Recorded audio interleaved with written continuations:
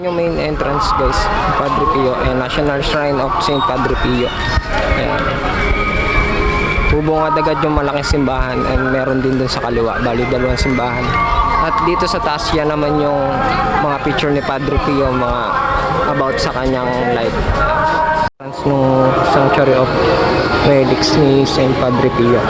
And dyan kayo mag-start pumasok, tas marami tayong relics na makikita dyan, mga damit, mga pati build ni Padre Pio, mga ginamit na yung kanyang pagmimisa, yung kanyang damit noon. Ayan po, nandyan po yung lahat dito sa National Shrine ng Padre Pio. Thank you so much guys. Ayan guys, dito naman yung relic of the Holy Cross. Ayan, makikita nyo yan sa loob. Zoom natin. Ayan po, dito ulit sa Saint Padre Pio National Shrine. Ayan guys, nandito na tayo sa Saint Padre Pio Fountain of Hope. Ayan po siya.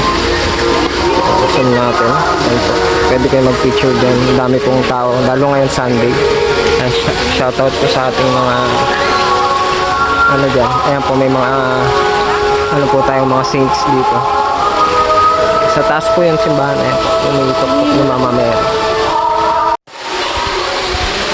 Ayan nga guys, yung sa blessed water ni Padre Pio. Ayan, miracle water. Pwede kayong kumuha.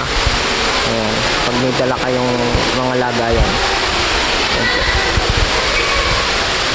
Sa Santo Tomas Padre Pio National Shrine po yan.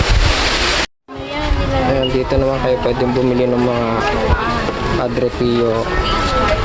Ayan, nakikita nyo naman po.